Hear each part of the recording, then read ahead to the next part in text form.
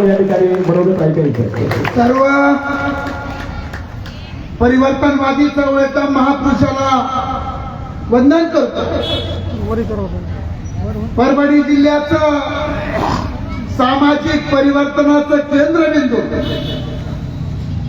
या जिल्ह्याच्या अनेक फुले आंबेडकरी परिवर्तनवादी चळवळीमध्ये ज्या ज्या नेत्यांना घडवलं, ज्या ठिकाणी त्यांचं उगमस्थान झालं, ते नेते झाले, त्या ठिकाणी आज असा पावनभूमीमध्ये आपण 3 नंबर वार्डच्या प्रचाराची सभा घेण्यासाठी आपण सगळेजण उपस्थित आहात.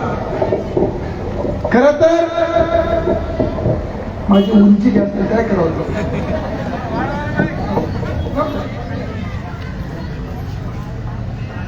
खर तर माझ्या मुलांच्या वक्त्याने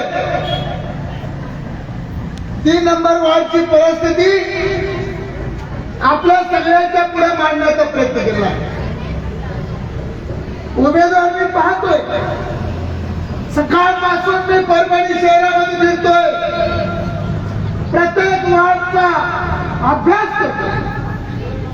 या शहरामध्ये कोणत्या पक्षाने निवडणूक लढवली आहे त्याचा जर अभ्यास केला आणि अभ्यास केल्यानंतर स्पष्टपणे लक्षात असं आलं की वंचित बहुजन आघाडीची आणि उघड भाजपची फाईट या ठिकाणी शहरामध्ये पाहायला मिळते. बाकीचा कुठलाही पक्ष या ठिकाणी आमच्या फाईट मध्ये नाहीये. त्याचे कारण असं आहे की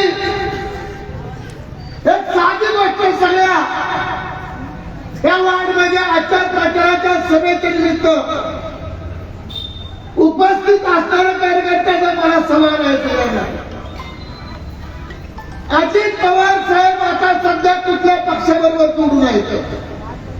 कोणासोबत? भाजप सोबत. अजित पवारला मतदान केल्यानंतर ते कुठे जाईल मतदान? भाजप. दुसरे एकनाथजी शिंदे साहेब आहेत बघा, सगळे लक्ष काळजीपूर्वक ऐका. दुसरे एकनाथजी शिंदे साहेब आहेत, ते कुणासोबत आहेत? आघाडीचं सरकार आहे, राज्याचे उपमुख्यमंत्री आहेत.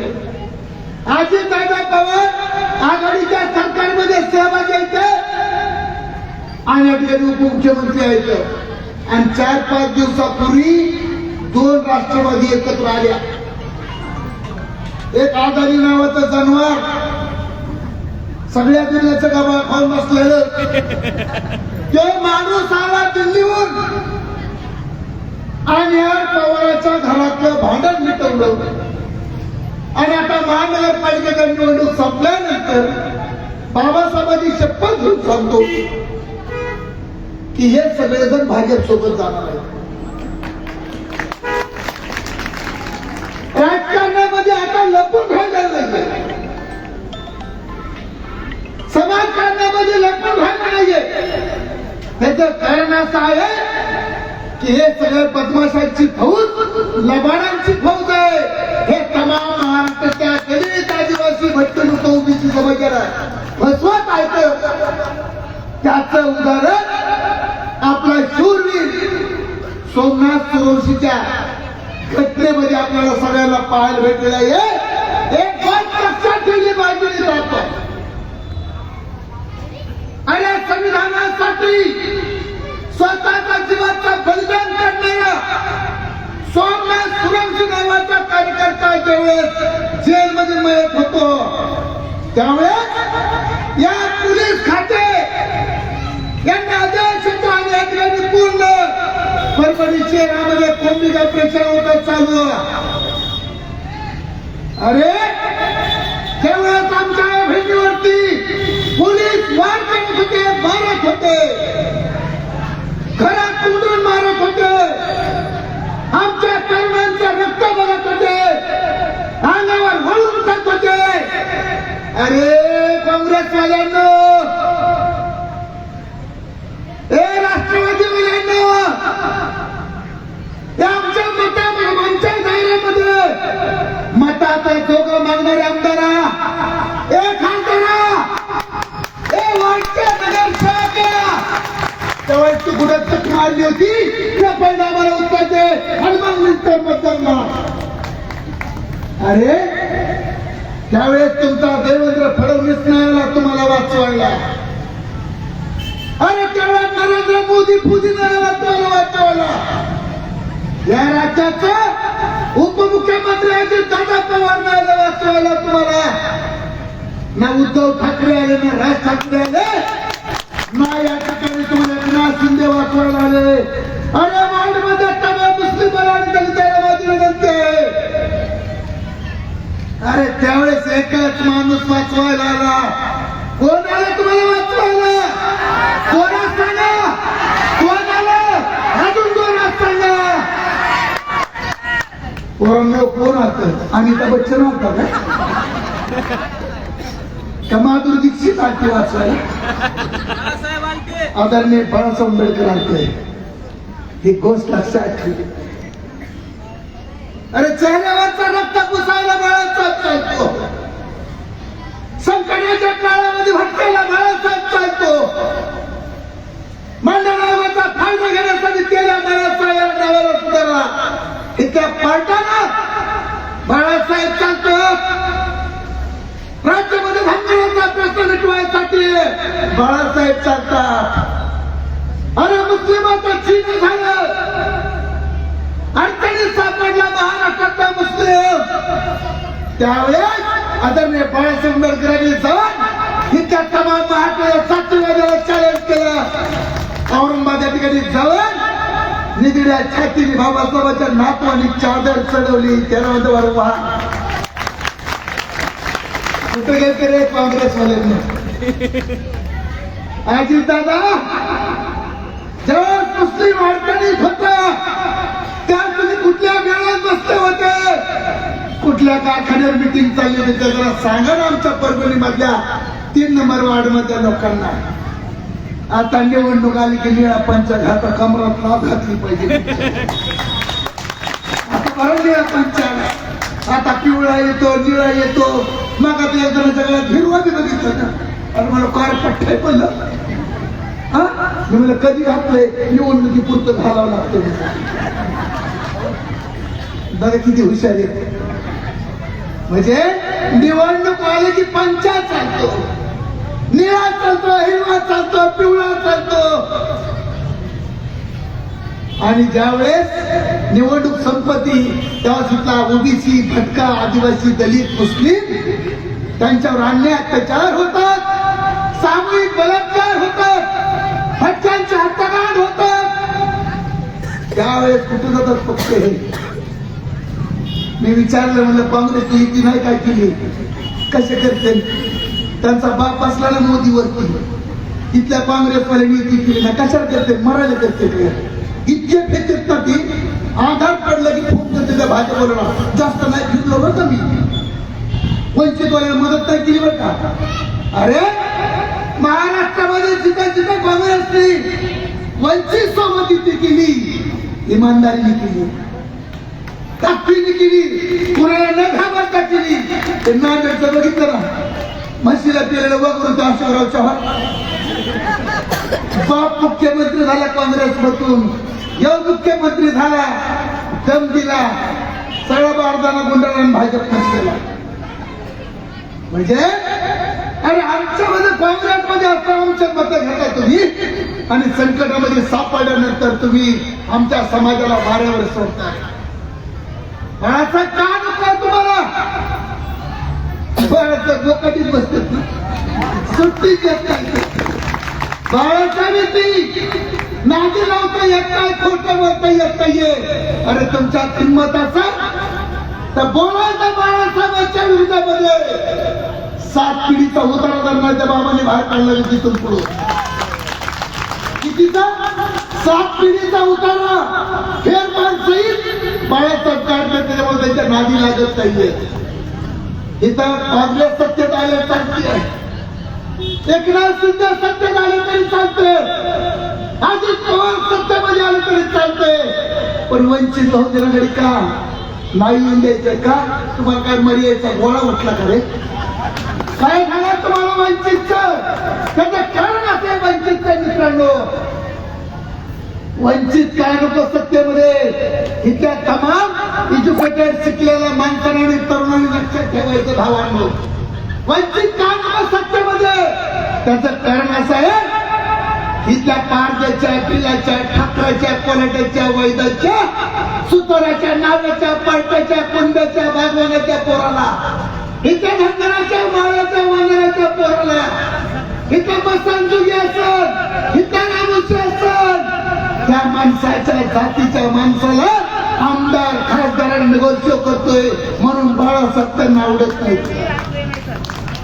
अरुण दादाकडे बघा, जाहीर भाषणामध्ये सांगतो मी आज की बाळासाहेबांनी मला उमेदवारी दिली आहे. मी गेल्या वेळेस विधानसभेला उभा राहिलो होतो 3 नंबरला, पराजित झालो. पण भाजप आणि राष्ट्रवादीला रातभर झोपून दिलं नाही, रातभर झोपून दिलं नाही. एवढा इथं बोलतो की तुझं कसं बोलत असं लक्षात ठेवा.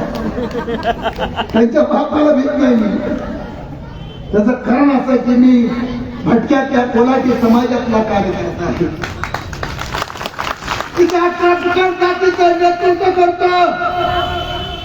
ज्या भटक्याने इंग्रजांना सळके पळ करून सोडलं, राजवाडी इंग्रज पळू पळू मारले, कोंड मारले, बापाला हाती लागले नाही. त्या भटक्यामधला 42 जातीच्या सोबत काम करतो, तर ह्यांच्या बापाला काय घ्यायचं कारण त्याच पद्धतीचे बाळासाहेबांचे सैनिक आहेत. ह्या वार्ड मध्ये निकाल द्यायचा, ह्या वार्ड मध्ये गुलाल घ्यायचा, गुलाल. आज ज्या ठिकाणी अशोक चक्र काढलेला आहे, निळा झेंडा आहे, हा निळा झेंडा टाटा बिर्लाने दिला नाहीये. हा निळा झेंडा कुणी दिला तुम्हाला सगळ्याला माहिती आहे. अशोक चक्र कोणी आणलं तुम्हाला माहिती आहे. ज्यांनी आणलं त्याच्या नातवांनी तयार केलेल्या पार्टीचे उमेदवार आहेत, ही गोष्ट लक्षात ठेवा. नाही तर जयंती आले गेले नाचतोय आणि मतदान कांबळाला करतो. तू तुझ्या जिन्यावरती नाव घेतो, बाबासाहेबांचं नाव घेतो, फुल्याचं, आणि आम्हाला संविधानात शिक्षण दिलं. काय जाळायचं तुला, काय साठी बसायचं. मतदान करतोय राष्ट्रवादीला, मतदान करतोय कमळाला, मतदान करतोय पानाला, मतदान करतोय धनुष्यबाणाला. अरे तुम्ही बाबासाहेबांच्या विचाराच्या औलाद आहे. इथे वाढलेला फिरायला, इथे रामचाल, इथे ठाकराला, इथे मसंदोडेला, इथे मर्यावाल्याला आदरणीय बाळासाहेब आंबेडकरांनी नेतृत्व दिलं, सत्ता दिली. त्याच्यामुळे तमाम महाराष्ट्रामध्ये तमाम सगळे भीतीमुखांनी प्रेम करतो त्यांच्यावरती, म्हणून कार्यकर्ता बघा करामत कशी आहे. महाराष्ट्रामध्ये 31 तारखेला निकाल लागला. तो निकाल लागला पाहिजे होता कमळाचा, तो निकाल लागला पाहिजे होता हातपंजाचा, तो निकाल लागला पाहिजे होता धनुष्यबाणाचा, घड्याळाचा. 12:30 वाजता जामखेड मध्ये महाराष्ट्रातल्या सगळ्या नगर परिषदेचे निकाल चालू झाले आणि 12:30 वाजता महाराष्ट्रातला पहिला निकाल लागला. तोलाला जामखेडला आणि निवडून कोण आलं? कमळ नाही आलं, घड्याळ नाही आलं, धनुष्यबाण नाही आलं. अरे निवडून आलं वंचित बहुजन आघाडीचा कार्यकर्ता निवडून आला. आणि राज्यामध्ये सुरुवात झाली, खातं खोललं, 104 नगरसेवक निवडून आलं महाराष्ट्रामध्ये. 2 उपमुख्यमंत्री आहेत. 25च्या पुढे आकडा नाही रे गेला राजांचा, 25च्या पुढे आकडा गेला नाहीये. लय घातलं 30 पर्यंत आलो. परंतु आदरणीय बाळासाहेब आंबेडकरांचे सच्चे सैनिक 104 नगरसेवक निवडून महाराष्ट्रामध्ये आले. आणि त्या मुस्लिम समाजाला सांगतो, ताकद लागती, ताकद लागती, हिंमत लागती. महाराष्ट्रामध्ये जेवढ्या नगर परिषदा झाल्या त्यामध्ये मुस्लिम समाजाचा नगरसेवक झाला, परंतु नगराध्यक्ष आदरणीय बाळासाहेब आंबेडकरांनी निवडून दिला. ही पण गोष्ट लक्षात ठेवली.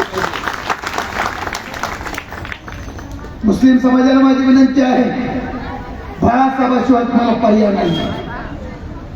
इथे ओबीसीला मी आव्हान करतो, बाळासाहेबाशिवाय पर्याय नाही. इथे भटक्याला आव्हान करतो, बाळासाहेबाशिवाय पर्याय नाहीये. हे त्यांची भाषाला विनंती करतो, बाळासाहेबाशिवाय पर्याय नाहीये. आणि पारशीत सांगतो, आंबूस भुकराचा दुसरा पर्याय काही. ही गोष्ट महत्वाची आहे. आपल्याला सगळ्यांना सावध व्हायचंय. आणि उद्याच्या महानगरपालिकेमध्ये त्याच टाकीचं चिन्ह घेऊन वरेल माणसाला निवडून द्यायचं आहे. मी गुलाल घेतला, खरं त्याला बाप नाही, त्याला आई नाहीये. एक भाटकातला लेकरू, पालातला लेकरू, त्याच्या आयुष्यभर नाचून पोट भरलं आणि मला शिकवलं की पोरगं निवडून मिळू शकतो. प्रस्थापिताला पाडून, 2 आमदाराला पाडून महाराष्ट्रामध्ये असताना 2 ताकदीचे विरोधात निवडून येऊ शकतो. अरे तुम्ही तर किती मोठे तर राजांनो. का दुसऱ्याच्या घरावर गुलाल टाकता? का प्रस्थापिताच्या घरावर गुलाल टाकता? अरे तुमच्या घरावर सुद्धा गुलाल पडला पाहिजे. हे स्वप्न कधीतरी बघा रे राजांनो. हे स्वप्न तुम्हाला का पडत नाहीये? आणि हे स्वप्न पडलं पाहिजे. आदरणीय बाळासाहेब आंबेडकरांना उद्याच्या 15 तारखेला सगळ्यांनी प्रचंड मताने, इथल्या ओबीसी भटक्यांनी, दलितांनी एकत्र येऊन या ठिकाणी प्रचंड मताने जास्ताची चिन्हाला मतदार करून त्या ठिकाणी निवडून यायचंय. मी आलोय, गुलाल घेऊन आलो. मी गुलाल घेऊन आलो, रात्र घेऊन आलो, बुका घेऊन आलो. तुम्हाला पण गुलाल घेऊन यायचंय. तुम्हाला बाबासाहेबांच्या वंशाला रक्ताची शपथ आहे. गंध होऊन राहू द्या परभणीमध्ये.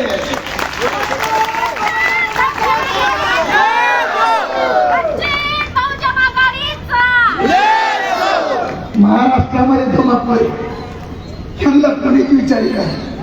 बघा परभणीमध्ये तिकीट घेऊन पडत होते. आपल्याला नसतं शेजारी, लेमन गोळी घ्या, लेमन गोळी घ्या, लेमन गोळी घ्या, पेपर्स घ्या, पेपरला खिडकी पैसे फिरते. तसे हिथं कालच्या नगर परिषदेच्या निवडणुकीमध्ये, महानगरपालिकेच्या निवडणुकीमध्ये हिथं काय पक्षाचे माणसं पळत होते. आमचा ईबी फॉर्म घ्या. काय घ्यायचं? चालताना घ्यायचं का? तुझा सगळा जीव गेला रे बाबा. काय राहिलं नाही तुझं सगळं. या ठिकाणी वंचित बहुजन आघाडीच्या ह्या धुरंधर कार्यकर्त्यांनी, हे लढाऊ कार्यकर्त्यांनी या ठिकाणी 27 सीट दिले. राज्याचे 2 उपमुख्यमंत्री किती? 2 आहेत. अजितदादा पवार, एकनाथजी शिंदे साहेब यांना कोरम पूर्त करता नाही राहिला बाबांना. वंचित कमान छत्रपती शिवाजी महाराजांच्या स्वप्नातले सगळे मावळे गोळे केले आणि त्यांच्या नगरपालिकेमध्ये, महानगरपालिकेमध्ये ताकदीने निवडणूक लढतात. माझी तुम्हाला विनंती आहे, माझी 3री सभा आहे, प्रचंड प्रतिसाद आहे. खातं खोलायचं, महानगरपालिकेमध्ये जायचंय, गुलाल घेऊन जायचंय आणि वंचित बहुजन आघाडीच्या नावाने जयजयकार करायचा. एवढ्या ठिकाणी विनंती करतो. आमच्या सगळ्या भगिनी खुश आहेत. लय कटळायला त्यांच्या घरावर बोला टाकू टाकू. आता बुका टाकायचं, बुका राग टाकायची. रागच्याच लायकीचे काय कामाचे. निवडणूक झाले की निघून जातात, निवडणूक संपली की जवळ येतात. या ठिकाणी तयारी करायची. जाता जाता तुम्हाला सगळ्याला आव्हान करतो, पुन्हा एकदा सांगतो, मी गुलाल घेऊन आलेलो आहे. मी गुलाल घेऊन आलो तुम्हाला द्यायला.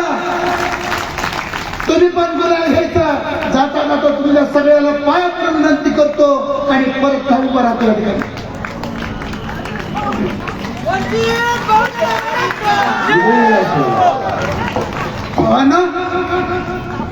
माझ्या डोळ्यामध्ये अश्रू आले पण मी पुसले. बाळासाहेबांची उमेदवारी आहे. बाळासाहेब आणि अंजलीताई आणि सुजाताला, ज्या महामानवाने 1000 वर्ष गुलामीमध्ये पिचत पडलेल्या माणसाला राजा बनवला, दिल्लीच्या तख्तावरती पाठवलं. त्यांचा वंशज आज 5वी 4थी पिढी पायाला ठिंगरी लावून फिरती आहे. विनंती आहे, त्यावेळेस गुलाल द्या, राजगृहावरती गुलाल टाका, राग टाकू नका. एवढीच विनंती करतो, थांबतो. धन्यवाद. जय भीम, जय महाराष्ट्र. धन्यवाद. आपण